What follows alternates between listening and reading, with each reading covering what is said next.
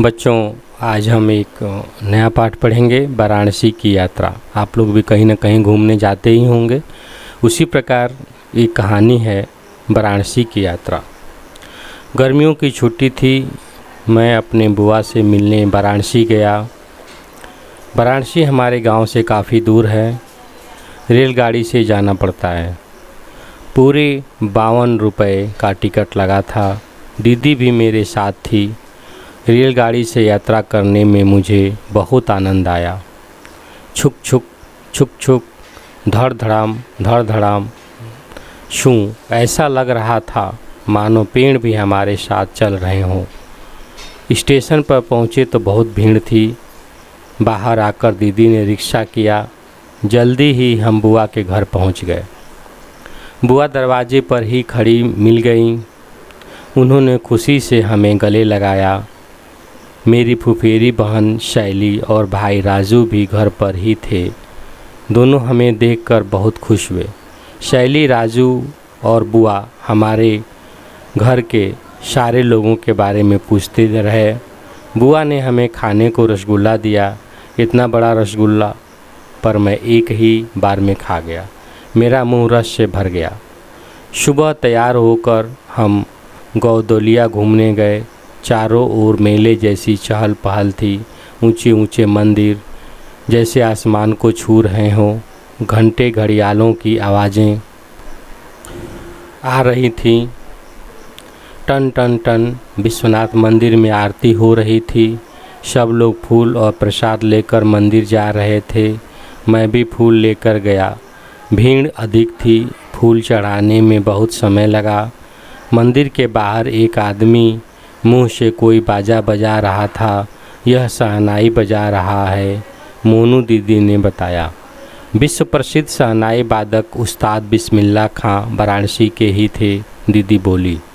इसके बाद हम दशाश्वमेध घाट गए और नाव में बैठे। इतनी बड़ी नाव जब वह चल रही थी तो हल्के हल्के हिचकोले ले रही थी। नाव को चलाने वाला छप छपाक करके अपना चप्पू चला रहा था। गांव के किनारे किनारे घाट बने थे। बड़ी बड़ी छतरियां लगी हुई थीं। गंगा के किनारे किनारे घाट बने थे। बड़ी बड़ी छतरियां लगी हुई थीं। बहुत सारी सीढ़ियां बनी थीं। उन पर बैठे कुछ लोग नहा रहे थे। एक मंदिर लग रहा था जैसे पानी में अब गिरा। यह टेढ़ा मंदिर है, मोनू दीदी ने बताया। कैसे रुका हुआ होगा वह मंदिर, मैं सोचता रहा। दोपहर को हम बहुत बड़े विद्यालय में गए। दीदी बोली, मोनू यह बनारस का हिंदू विश्वविद्यालय है। इसे महामना मदन मोहन मालवीय ने बनवाया था। यहाँ देश विदेश से लोग घूमने पढ़ने आते हैं। दीदी और संकट मोचन मंदिर भी गए। दीदी और मैं संकट मोचन मंदिर भी गए। भूख लगी थी। दीदी ने गरम जलेबियाँ खिलाई, लस्सी भी पिलाई। कुछ लोग बाटी चोखा खा रहे थे। सत्तू वाले ठेले पर भी खूब भीड़ लगी थी।